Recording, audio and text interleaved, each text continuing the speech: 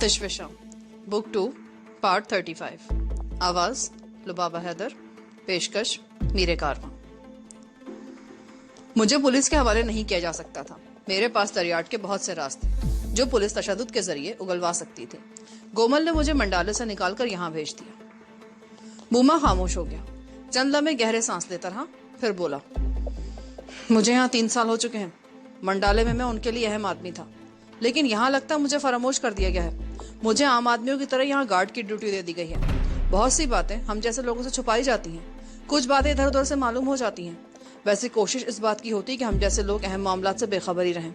अब दारा का मामला है। मुझे यही मालूम हुआ था कि उसने थाईलैंड में थालोब के खिलाफ जनरल खोराट के आदमियों की मदद की थी और जनरल खोराट ने थालोब और तुम्हारे इंतकाम से बचने के लिए उसे यहाँ पनाह लेने की इजाजत दे दी। दारा और उसके साथियों की हैसियत जनरल खोराट के मेहमानों की है। यहाँ उनका हर तरह से ख्याल रखा जाता है। बात सिर्फ इतनी सी नहीं है, मामला उससे कहीं ज्यादा संगीन है। मैंने उसके खामोश होने पर कहा, दारा शहंशाह के खिलाफ एक साजिश में भी मुलव्विस है। अगर मुझे थालोब जैसे दोस्तों की मदद हासिल ना होती तो साजिश के नताज बहुत भयानक हो सकते थे। बहरहाल जब बात शुरू हुई थी तो तुम थालोब के बारे में कुछ कहना चाहते थे। मैंने थालोब को देखा नहीं है, लेकिन उसके बारे में सुना बहुत है। उसने थाईलैंड में अपने कबीले के लिए बहुत कुछ किया है। यहाँ उसके बारे में बहुत गलत तासुर पैदा किया गया है। काश मैं उसके लिए कुछ कर सकता। तुम बहुत कुछ कर सकते हो बूमा। मैं यहाँ कैदी हूँ, एक ऐसा कैदी जो आजादी से घूम फिर सकता है, लेकिन ट्रायंगल की हदूद से बाहर नहीं जा सकता। तुम कैदी होते हुए भी बहुत कुछ कर सकते हो, मैंने कहा। अपनी कामयाबी पर मेरा दिल बलियों उछल रहा था। बूमा अब मुकम्मल तौर पर सरेंडर हो चुका था। देखो बूमा, मुझे देखो, इन लड़कियों को देखो। हमने बुराई के खात्मे के लिए अपने आप को वक्फ कर रखा है। अपनी जानें हथेलियों पर लिए फिरते हैं। और खुशकिस्मत हो तुम कि तुम्हें शुरू में ऐसे आदमी मिल गए जिन्होंने तुम्हें गलत रास्ते पर चलने से रोक दिया और तुम्हारे दिल में बदी के खात्मे की लगन पैदा कर दी थी। मेरे साथ ऐसा होता तो अब भी वक्त नहीं गुजरा। ये दुरुस्त है कि हम 2-4 आदमी दुनिया भर से बुराई का मुकम्मल तौर पर खात्मा नहीं कर सकते, लेकिन बदी के इस तनावर दरख्त की चंद शाखें काटकर उसे मजीद फैलने से तो रोक सकते हैं ना। ये गोल्डन ट्रायंगल ऐसी जगह है जहाँ से दुनिया भर को मंशियात सप्लाई की जाती है। तुम मंडाले में धंधा कर चुके हो, तुमने वहां उसके असरात देखे होंगे। इस वक्त शायद तुम्हें इसका एहसास ना हो, लेकिन अब सोचो तो तुम्हें एहसास हो जाएगा कि मंशियात का जहर किस तरह दुनिया भर में नौजवान नस्ल को मफलूज कर रहा है, उन्हें तबाही के दहाने की तरफ धकेल रहा है। दारा कोई आम किस्म का गुंडा या बदमाश नहीं है। उसका असल मकसद एक बहुत बड़ा ड्रग रैकेट कायम करना है और बहुत अरसे से वो जनरल खोराट से राब्ते की कोशिश कर रहा था। उसने ऐसे कई आदमियों को भी मौत के घाट उतार दिया जो उसके आगे बढ़ने का रास्ता हमवार कर रहे थे। और मैं समझता हूँ कि जनरल खोराट को भी ऐसे ही बेरहम और सफाक आदमियों की तलाश रहती होगी जो उसके एजेंट के तौर पर काम कर सके। अब दारा यहाँ तक तो पहुंच चुका है। इससे पहले कि उन दोनों के दरमियान को मामला तय हो, हमें दारा को रोकने की कोशिश करनी चाहिए। काश तुमसे बहुत अरसा पहले मुलाकात हुई होती। बूमा ने ये कहते हुए हाथ आगे बढ़ा दिया। मैं तुम्हारी तरफ दोस्ती का हाथ बढ़ाता हूँ। अब तुम मुझे पहले से बहुत मुख्तलिफ पाओगे। मैंने उठकर गर्मजोशी के साथ उसका हाथ थाम लिया। ये हमारी बहुत बड़ी फतह थी। हमने दुश्मन के घर में घुसकर अपने लिए जगह बना ली थी। जो काम ताकत से नहीं हो सकता था वो बातों ने कर दिखाया था। मैं उस जहरीले कीड़े को भी दुआएं दे रहा था जिसने बूमा को काटा था। अगर वो जहरीला कीड़ा उसे ना काटता तो उन्हें हमारी मदद की जरूरत भी ना पड़ती, लेकिन हमारे एक छोटे से एहसान ने उन दोनों मियां बीवी को हमारा बेदाम का गुलाम बना दिया था और वो हमारा साथ देने पर आमादा हो गए थे, ये जानते हुए भी कि अगर दूसरों को ये मालूम हो जाए कि हमने उनके कॉटेज में पनाह ले रखी है तो हमारे साथ साथ उन्हें भी गोलियों से छलनी कर दिया जाएगा। हूफा ने भी उठकर हम तीनों से बड़ी गर्मजोशी से हाथ मिलाया। उसकी आंखों में सितारों जैसी चमक उभर आई थी। उस वाक़े की इब्तिदा शाम को हुई थी और इस वक्त रात के 10 बज रहे थे।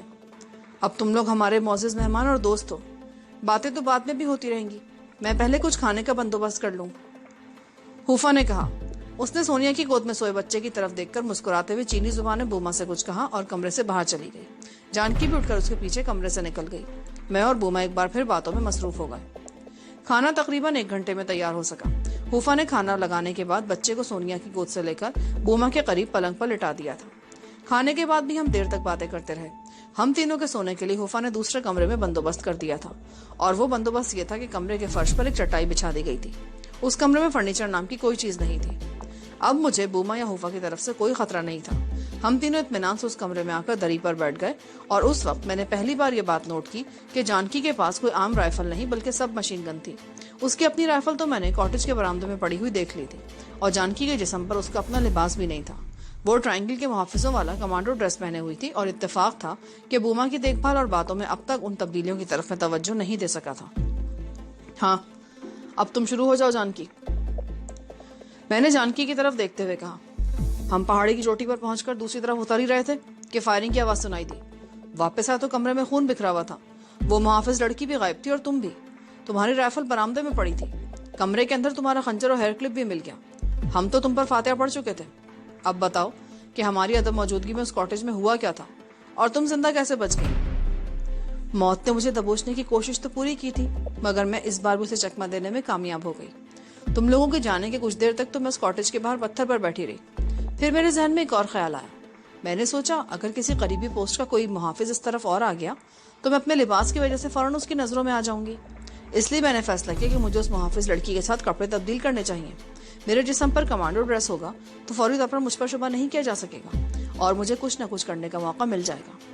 میں نے کمرے میں داخل ہو کر لڑکی کو بتایا کہ میں کیا کرنا چاہتی ہوں۔ میں نے اس کی رسیاں کھول دی اور کپڑے اتارنے کو کہا اور پھر اپنے کپڑے بھی اتار دیے۔ وہ موقع کی تلاش میں تھی، لیکن میں نے خنجر ہاتھ میں لے رکھا تھا، پر کپڑے پہنتے ہوئے اسے موقع مل گیا اور اس نے گھوم کر میری کن پٹی پر اس زور کا مکہ مارا کہ میں چکرا کر گر پڑی۔ میری آنکھوں کے سامنے تاریکی چھا گئی۔ میں شاید 1-1.5 منٹ کے لیے اپنے حواس سے بیگانہ ہوئی تھی۔ مجھے فرش پر بے حس و حرکت دیکھ کر وہ سمجھی کہ میں بے ہوش ہو گئی ہوں۔ میرے حواس بحال ہوئے تو وہ ٹیلی فون پر کسی کو ہمارے بارے میں بتا رہی تھی۔ میرے قریب ہی خنجر پڑا تھا۔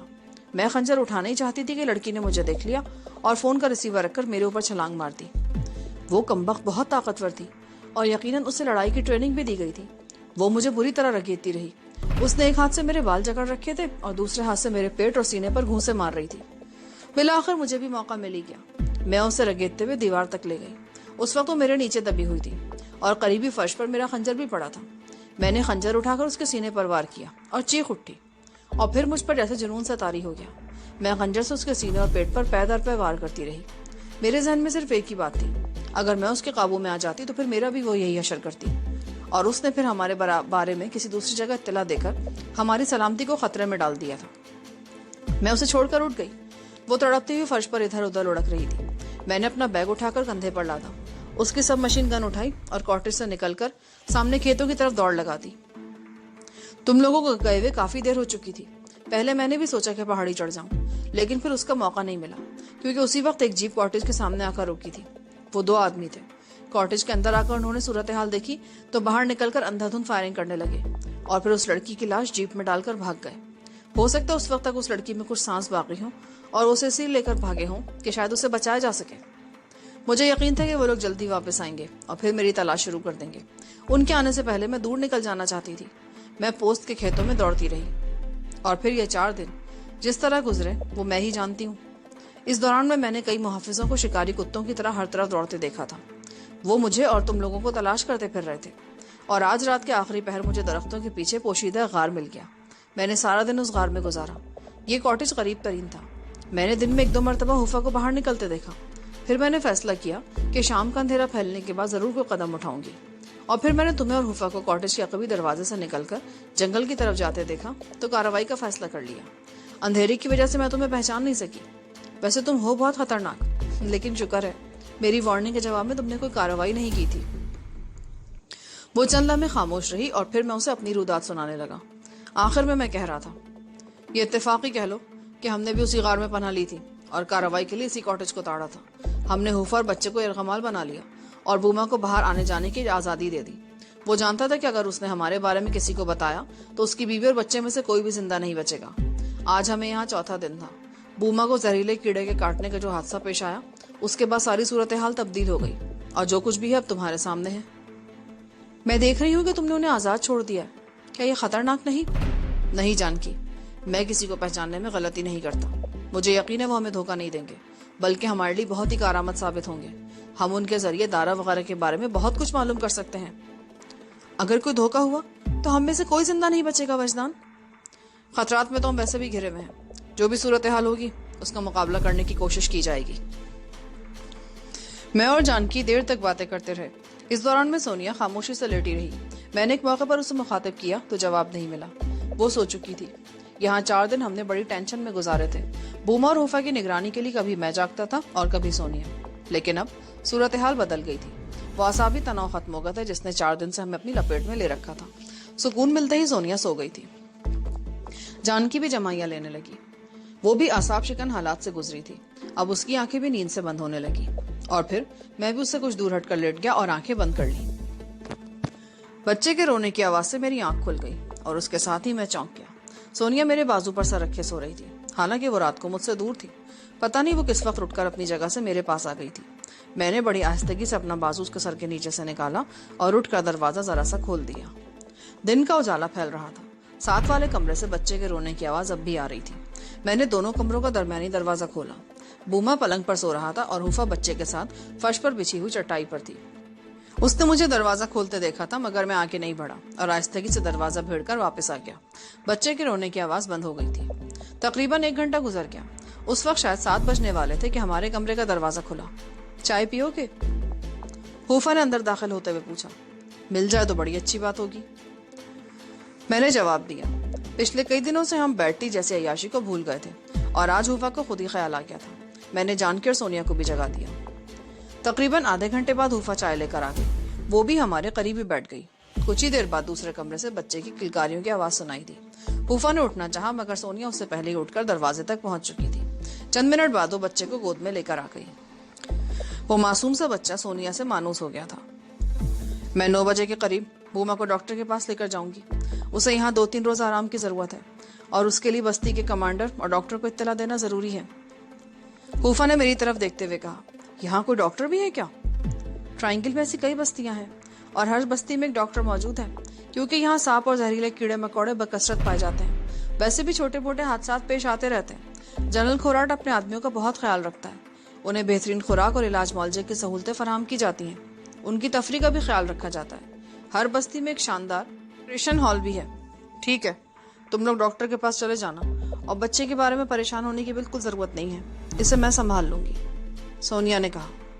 बच्चे को साथ ले जाना जरूरी है। सभी लोग जानते हैं कि हम बच्चे को घर में अकेला नहीं छोड़ते। इतने छोटे बच्चे को अकेला छोड़ा भी नहीं जा सकता। अगर बच्चा हमारे साथ ना हुआ तो किसी को शुबा भी हो सकता है। हुफा की बात में वजन था। बच्चा साथ ना होने की सूरत में किसी किस्म का शुबा किया जा सकता था। तुम लोगों के दिल में शायद कोई शुबा हो, लेकिन हम दोस्ती के हाथ मिला चुके हैं। हम अपनी बात को निभाने के लिए जान तो दे देंगे मगर तुम लोगों के साथ कोई धोखा नहीं करेंगे। अगर कोई शुबा होता तो रात को हम इत्मीनान से ना सोते, लेकिन तुम लोगों को मेरा भी काम करना होगा। वो मैं जाने से पहले बता दूंगा।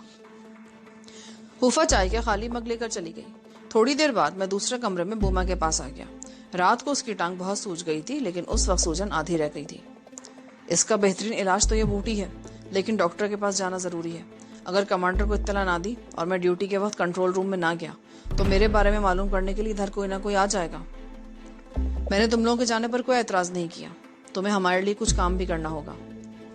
मैं चंद लम्हों को खामोश हुआ और फिर उससे बताने लगा कि उन्हें क्या करना है। नाश्ते के बाद 8:45 बजे के करीब वो कॉटेज से निकल गए। हुफा ने दरवाजे को बाहर से ताला लगा दिया। उसने बच्चे को तिनकों की मखसूस बास्केट में डालकर स्ट्रिप की मदद से बास्केट को पुश्त पर डाल लिया था। हम खिड़की में से उन्हें जाते देखते रहे। थोड़ी देर बाद वो दरख्तों की आड़ में जाकर हमारी नजरों से ओझल हो गए। मैं खिड़की के सामने से हट गया और पर्दा बराबर कर दिया। मैं सोनिया और जानकी के चेहरों पर वाज़ेह तौर पर बेचैनी के तासुरात देख रहा था। अगर हमारे साथ धोखा हुआ तो? जानकी ने खदशे का इजहार किया। मेरा ख्याल ऐसा नहीं होगा। अगर धोखा हुआ और हमें घेरने की कोशिश की गई तो हम आखिरी लम्हों तक लड़ेंगे और 4-6 को मार कर ही मरेंगे।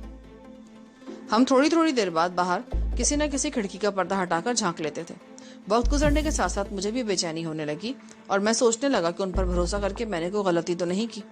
लेकिन बहरहाल अब तो 3 कमान से गुजर ही चुका था। हमें अपने आप को किसी भी किस्म की सूरत हाल का मुकाबला करने के लिए तैयार करना था। लेकिन हमारे खदशात बेबुनियाद निकले। 1:30 बजे के करीब हुफा के लिए आती दिखाई दी। उस वक्त उसने बच्चे को गोद में उठा रखा था। मुझे तो कोई गड़बड़ लगती है। हुफा के लिए आ रही है। शायद बूमर टांग में तकलीफ की वजह से वहीं रह गया हो और हो सकता है कुछ देर बाद इस कॉटेज को चारों तरफ से घेर लिया जाए। तुम्हारा तो दिमाग खराब हो गया जानकी। अगर ऐसा कोई मंसूबा होता तो हुफा अपने साथ बच्चे को लेकर ना आती। कोई माँ बाप अपने बच्चे की जिंदगी को दाव पर नहीं लगा सकते। हुफा करीब आती जा रही थी और फिर बरामदे में वो पहुंच गई। उसने शायद मुझे खिड़की में देख लिया था क्योंकि इस तरफ देखते हुए उसके होंठों पर मुस्कुराहट आ गई थी। चंद सेकंड बाद वो दरवाजा खोलकर अंदर आ गई। बूमा कहाँ है? घबराओ नहीं, सब ठीक है। बच्चा उसकी गोद में सो रहा था। اس نے کمرے میں داخل ہو کر بچے کو آہستگی سے پلنگ پر لٹایا اور مڑ کر میری طرف دیکھنے لگی. کنٹرول روم میں تمہیں لوگوں کا تذکرہ ہو رہا تھا. تم لوگوں کے ہاتھوں ان کے 4 آدمی مارے جا چکے ہیں اور وہ لوگ شکاری کتوں کی طرح تم لوگوں کو تلاش کرتے پھر رہے ہیں. دریائی کنارے کے ساتھ ساتھ گشت میں اضافے کے علاوہ دریاؤں میں بھی کشتیوں پر پیٹرولنگ شروع کر دی گئی ہے اور ٹرائنگل کا چپا چپا چھانا جا رہا ہے. پہلے جنرل کھوراٹ سے اس بات کو چھپایا جا رہا تھا لیکن اب اسے پتہ چل گیا ہے. اس نے بستی کے کمانڈو کو 24 گھنٹے کی مہلت دی ہے کہ تم لوگوں کو زندہ یا مردہ حالت میں گرفتار کر کے اس کے سامنے پیش کیا جائے. اور دارا وغیرہ کے بارے میں کیا معلوم ہوا؟ سنا ہے کہ وہ بہت دہشت زدہ ہیں. وہ جلد از جلد جنرل کھوراٹ کے ہیڈ کوارٹر پہنچنا چاہتے ہیں لیکن جنرل نے انہیں چند روز اور یہیں رکنے کا کہا ہے. وہ کسی اہم کام میں مصروف ہے ورنہ ایسی سنگین صورتحال میں وہ خود یہاں دوڑا آتا. بوما اس لیے وہاں رک گیا کہ وہ دارا وغیرہ کے بارے میں مکمل معلومات حاصل کر کے آئے گا. اب اگر اجازت ہو تو میں کھانا تیار کر لوں. تم لوگوں کو بھوک لگ رہی ہوگی. پہلے پیٹ کا خیال نہیں تھا لیکن اب بھوک لگنے لگی ہے. چلو میں بھی تمہارا ہاتھ بٹاتی ہوں. جانکی نے اس کی طرف دیکھتے ہوئے کہا. وہ دونوں کچن میں چلی گئیں. میں اور سونیا کرسیوں پر بیٹھ گئے. سونیا کے چہرے اور آنکھوں میں تشویش نمایاں تھی. اگر انہیں شبہ ہو گیا کہ ہم اس کاٹیج میں چھپے ہوئے ہیں تو؟ رات کو بوما بتا رہا تھا کہ محافظوں کو ہر 2-4 مہینوں کے بعد ادھر ادھر تبدیل کر دیا جاتا ہے لیکن یہ دونوں میاں بیوی 3 سال سے یہاں ہیں. گویا یہ دونوں اس بستی کے قابل اعتماد ہیں. اگر کاٹیجز کی تلاشی شروع بھی کی گئی تو ان کے کاٹیج پر شبہ نہیں کیا جائے گا. ویسے میرے خیال میں اس کی نوبت نہیں آئے گی. چند منٹ بعد سونیا بھی اٹھ کر کچن میں چلی گئی اور میں اکیلا بیٹھا صورتحال پر غور کرنے لگا.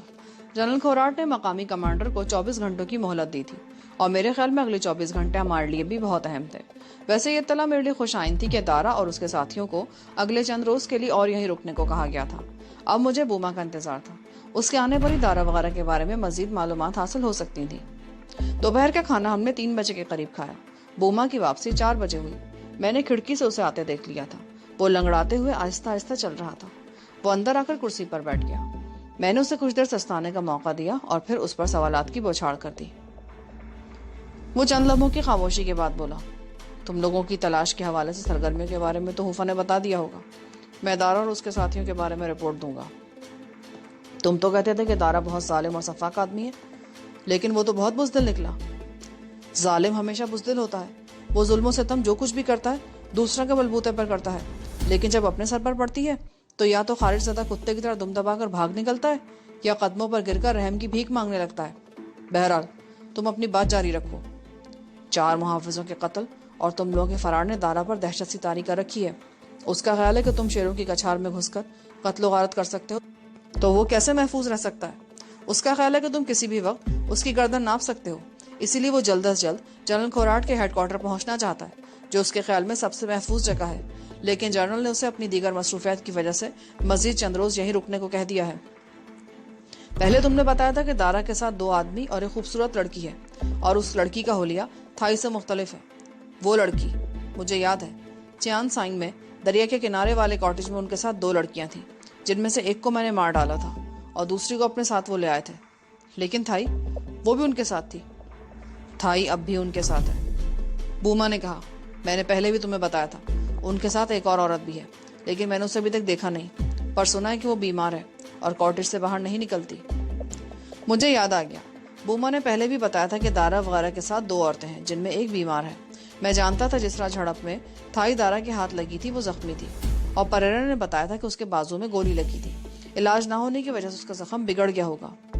وہ کس کاٹیج میں ہے؟ کنٹرول روم سے تقریباً 50 گز کے فاصلے پر جو کاٹیج ہے وہ لوگ اسی میں ٹھہرے ہوئے ہیں لیکن تم نے تو اس طرف کا علاقہ دیکھا نہیں ہے. تمہیں کیا اندازہ ہوگا؟ میں وہ علاقہ دیکھنا چاہتا ہوں. کیا؟ ہاں. اس کے لیے ہمیں محافظوں کے ڈریس درکار ہوں گے اور میرے خیال میں تم یہ بندوبست کر سکتے ہو. بوما کپڑوں کا بندوبست تو ہو جائے گا لیکن اس طرف جانا خطرناک ہوگا. یہی کہنا چاہتے ہو نا؟ دیکھو رسک تو لینا ہی پڑے گا. یہاں تک آ گئے ہیں تو ہم اس کاٹیج میں چھپ کر تو نہیں بیٹھے رہ سکتے. جب تک باہر نہیں نکلیں گے ہم کچھ بھی نہیں کر سکتے. اگلے 24 گھنٹے خطرناک ہو سکتے ہیں مگر اس کے بعد اپنی کارروائی شروع کرنا چاہتا ہوں. تم کپڑوں کا بندوبست کب تک کر سکتے ہو؟ کل تک ہو جائے گا. مجھے چھٹی نہیں دی گئی, صرف آج کا دن ریسٹ کرنے کی اجازت دی گئی ہے. کل سے مجھے ڈیوٹی پر جانا ہوگا. کمانڈر کا کہنا ہے کہ مداخلت کاروں کی تلاش کے لیے زیادہ سے زیادہ آدمیوں کی ضرورت ہے. میں اگر بھاگ دوڑ نہیں کر سکتا تو کنٹرول روم میں بیٹھ کر ڈیوٹی دے سکتا ہوں. اور میرا خیال ہے یہ اچھی بات ہے. اس طرح ان لوگوں کی سرگرمیوں کا ہمیں پتہ چلتا رہے گا. हमें 24 घंटे इंतजार करना होगा, उसके बाद ही कोई कदम उठाया जा सकता है। मैं दूसरे कमरे में आ गया। मेरे दिमाग पर अजीब सा बोझ और आसाब में तनाव सा था। मैं दरी पर लेट गया और सोनिया वाला बैग उठाकर तकिए की तरह सर के नीचे रख लिया। कुछ ही देर बाद मैं सो चुका था। जानकी ने रात के खाने के वक्त मुझे झिंझोड़ कर जगाया। मुझ पर न जाने की उतनी थकन सवार हो गई थी। खाने के फौरन बाद मैं फिर सो गया और उसके बाद मेरी आंख सुबह 10 बजे ही खुली। उससे पहले किसी ने मुझे जगाने की कोशिश भी नहीं की। बूमा 9 बजे से पहले ही जा चुका था। दोपहर 2 बजे के करीब मैं कमरे में दीवार से टेक लगाए बैठा ऊँग रहा था कि हूफा तेजी से कमरे में आई। आहट सुनकर मैंने आंखें खोल दी। उसके साथ ही सोनिया और जानकी भी थी। उनके चेहरों पर तशवीश के तासुरात नुमाया तौर पर देखे जा सकते थे। दरवाजा बंद कर लो, तुम लोग इस कमरे से बाहर मत निकलना। फांग इस तरफ आ रहा है, मुझे उसकी नीयत कुछ अच्छी नहीं लगती। ये फांग कौन है? उसे यहाँ सिर्फ 15 दिन हुए, लेकिन 5-6 लड़कियों को पामाल कर चुका है। एक मर्तबा मुझ पर भी हाथ डालने की कोशिश की थी, लेकिन मैं अपने आप को बचा गई। मैं चूंकि ड्यूटी पर नहीं जाती, इसलिए मेरा ख्याल था कि वो मुझे भूल गया है। लेकिन कल बूमा के साथ गई तो मौका पाकर मुझसे वो छेड़छाड़ करने लगा। बड़ा हरामी आदमी है। बूमा ड्यूटी पर है ना, फांग समझ गया होगा कि मैं घर पर अकेली हूँ। वो इस तरफ आ रहा है, उसकी नीयत अच्छी नहीं लगती। मैं उसे टालने की कोशिश करूंगी। तुम लोग अपने कमरे का दरवाजा बंद रखना। मैंने दूसरे कमरे की खिड़की का पर्दा जरा सा सरका कर देखा। फांग उस वक्त तकरीबन 50 गज के फासले पर था। वो दरमियाने कदोकामत का सेहतमंद आदमी था। कमांडो ड्रेस पर बेल्ट में अरसा व रिवॉल्वर भी साफ नजर आ रहा था। वो इधर उधर देखे बगैर तेज तेज कदम उठाता इसी तरफ आ रहा था। उसे अपने कमरे में ले आना, आज उससे भी तुम्हें निजात मिल जाएगी, मैंने हूफा की तरफ देखते हुए कहा। सोनिया और जानकी अपनी अपनी राइफलें लिए खड़ी थी। मैंने भी अपनी राइफल उठा ली और हम दरवाजा भिड़कर दाएं बाएं दीवारों के साथ तकरीबन चिपक कर खड़े हो गए। फिर 3 मिनट बाद दस्तक की आवाज उभरी। हूफा ने दरवाजा खोला। वो शायद फांग को बाहर ही रोककर बात करना चाहती थी, मगर वो जबरदस्ती दरवाजा खोलकर अंदर आ गया। खैरियत मिस्टर फांग, तुम्हारे तेवर कुछ। मेरे तेवरों की बात मत करो। कल तुम्हें देखने के बाद तो मेरे हवास भी काबू में नहीं रहे। मैं ही समझ सकता हूँ कि 24 घंटे मैंने किस तरह गुजारे हैं। पिछली बार तो तुम मुझे चकमा दे गई थी, मगर आज मैं तुमसे अपनी प्यास बुझा कर ही वापस जाऊंगा। मिस्टर फांग, तुम जानते हो मैं शादीशुदा हूँ और एक बच्चे की माँ हूँ। अगर बूमा को या किसी और को पता चल गया तो उनकी नजरों में मेरी क्या इज्जत रहेगी? मैं हर काम एहतियात से करने का आदी हूँ। किसी के फरिश्तों को भी पता नहीं कि मैं इस तरफ आया हूँ। कोई नहीं जान सकेगा कि। लेकिन मिस्टर फांग, हूफा बोल उठी। उसका अंदाज ऐसा था जैसे अपने आप को बचाना भी चाहती हो और उसकी हौसला अफजाई भी कर रही हो। ओह कम ऑन हूफा, फांग ने कहा और फिर कुछ आवाजें सुनाई दी। मैंने जानकी और सोनिया की तरफ देखा और दरमियानी दरवाजे में आधे इंच के करीब झिरी पैदा करके दूसरी तरफ देखने लगा। फांग ने हूफा को दबोच रखा था। वो उसे किस करने की कोशिश कर रहा था और हूफा बराए नाम मज़ाहमत कर रही थी। फांग ने उसे पुश्त के बल पलंग पर गिरा दिया। हूफा के मुंह से हल्की सी चीख निकल गई। पलंग पर सोया हुआ बच्चा हड़बड़ा कर जाग गया और रोने लगा। फांग ने हूफा के ब्लाउज पर हाथ डालकर जोरदार झटका दिया। मैंने अपनी राइफल सोनिया को थमा दी और बड़ी आहिस्तगी से दरवाजा खोलकर कमरे में आ गया। फांग हूफा पर झुका हुआ था। उसका रुख दूसरी तरफ था। वो मुझे नहीं देख सका था। मैं दबे कदमों चलता हुआ उसके करीब पहुंचा और फांग का कंधा थपथपाने लगा। उस पहली दस्तक का फांग पर कोई असर नहीं हुआ। मैंने दोबारा कदरे सख्त हाथ से कंधा थपथपाया तो उसने एक झटके से गर्दन मोड़कर पीछे देखा। उसके हाथ अभी तक हूफा को गिरफ्त में लिए हुए थे, लेकिन मेरी शक्ल देखते वो बुरी तरह उछला। सीधा होते हुए उसका सीधा हाथ बड़ी तेजी के साथ पतलून की बेल्ट में अड़से रिवॉल्वर की तरफ बढ़ा, लेकिन रिवॉल्वर उससे पहले ही मेरे हाथ में आ चुका था। कौन हो तुम? हूफा ने बताया था कि फांग को इस बस्ती में आए 15 दिन हुए थे और जाहिर है वो यहाँ पर तैनात तमाम मुहाफिजों को भी अच्छी तरह पहचानता नहीं होगा। मुझे भी वो अपने ही कबीले का कोई आदमी समझता था जो उसकी तरह बूमा की अदम मौजूदगी से फायदा उठाकर हूफा के हुस्न शबाब से फैज़याब होने यहाँ आ गया था। मुझे खामोश पाकर उसने जो कुछ कहा उससे इसकी तस्दीक भी हो गई। देखो मिस्टर, तुम जो कोई भी हो अभी यहाँ से चले जाओ। अभी तो मैं वो नहीं मिस्टर फांग जो तुम समझ रहे हो। तो फिर कौन हो तुम? मैं वो हूँ जिसकी तुम लोगों को तलाश है। क्या? कौन हो तुम? वही जिसकी तुम लोगों को तलाश है। और अब तक तुम लोगों के 4 आदमी मेरे और मेरे साथियों के हाथों मारे जा चुके हैं और अब इस तादाद में एक और का इजाफा होगा। उसके बारे में किसी को पता नहीं चलेगा। तुम्हारी लाश इस तरह गायब कर दी जाएगी कि उसे तलाश भी नहीं किया जा सकेगा। ओह, तो इन गद्दारों ने तुम्हें अपने कॉटेज में पनाह दे रखी थी, इसलिए तुम लोगों को अब तक तलाश नहीं किया जा सका।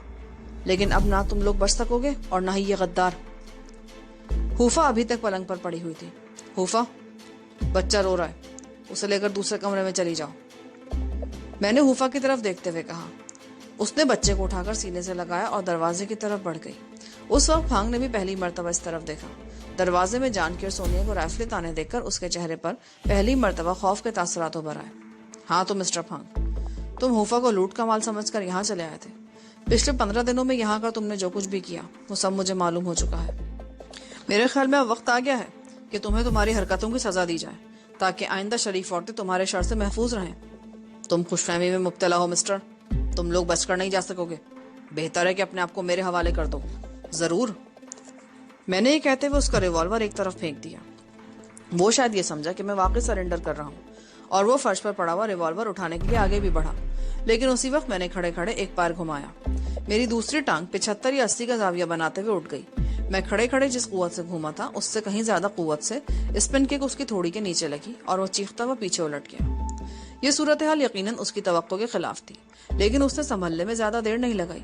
وہ مجھ پر حملہ کرنے کے لیے سٹانس بنانے کی کوشش کر رہا تھا، جس سے مجھے اندازہ لگانے میں دشواری پیش نہیں آئی کہ وہ بھی مارشل آرٹ کا ماہر ہے۔ لیکن اس سے پہلے کہ وہ حملہ کرتا، میں ایک بار پھر اپنی جگہ سے اچھلا۔ اس نے میری راؤنڈ ہاؤس کک روکنے کی کوشش کی تھی، لیکن کامیاب نہ ہو سکا۔ میری کک اس کی گردن پر لگی اور وہ چیختا ہوا کرسی پر گرا اور کرسی سمیت دوسری طرف الٹ گیا۔ اس کے چیخنے سے میرے ذہن میں اچانک ایک اور خیال ابھرا۔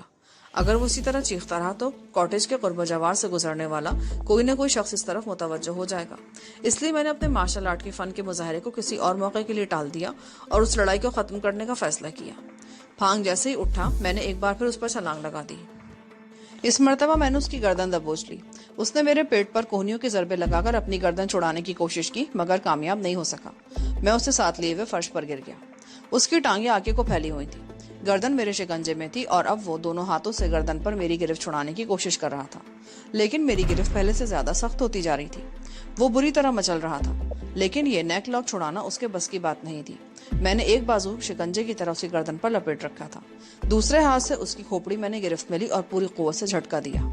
کڑک کی آواز ابھری، اس کے ساتھ ہی اس کے منہ سے چیخ نکلی، لیکن میں نے بڑی پھرتی سے اس کا سر چھوڑ کر منہ دبا لیا۔ اس کی چیخ گھٹ کر رہ گئی۔ وہ بری طرح تڑپ رہا تھا، لیکن میں نے اس کی گردن نہیں چھوڑی۔ اسی دوران میں نے دروازے کی طرف دیکھا۔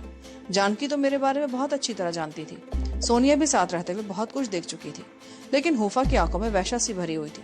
اس نے بچے کو دونوں ہاتھوں سے سینے سے لپٹا رکھا تھا۔ وہ جنرل خوراٹ کی کارندہ تھی، اسے لڑائی بھڑائی کی تربیت بھی دی گئی تھی، لیکن ایسی لڑائی کا منظر اس نے پہلی بار دیکھا تھا۔ میں نے پھانگ کی گردن کو ایک اور جھٹکا دیا۔ کڑک کی ایک اور آواز ابھری۔ وہ پہلے سے زیادہ شدت سے تڑپنے لگا۔ میں نے اس کی گردن نہیں چھوڑی اور اس کے ساتھ خود بھی فرش پر گھسیٹتا رہا۔ اس مرتبہ میں نے گھوم کر دیکھا تو دروازے میں صرف جانکی تھی۔ ہوفا اور سونیا دوسرے کمرے میں جا چکی تھی۔ پھانگ میری گرفت میں چند سیکنڈ اور تڑپا اور پھر بے حس و حرکت ہو گیا۔ میں لاش کے قریب چند لمحے کھڑا اس کی طرف دیکھتا رہا۔ پھر اچانک میرے ذہن میں ایک اور خیال ابھرا، اس کے کمانڈو ڈریس میرے کام آ سکتا تھا۔ میں نے جانکی کی طرف دیکھا اور اسے دوسرے کمرے میں جانے کا اور دروازہ بند کرنے کا اشارہ کیا۔ جانکی دوسرے کمرے میں گئی تو میں نے پھانگ کی لاش پر جھک کر اس کی وردی اتار لی۔ لباس اتار کر میں نے لاش کو ایک چادر میں لپیٹ کر پلنگ کے نیچے دھکیل دیا اور دوسرے کمرے کا دروازہ کھول دیا۔ اب وہ آئندہ تمہیں پریشان نہیں کرے گا، میں نے ہوفا سے کہا۔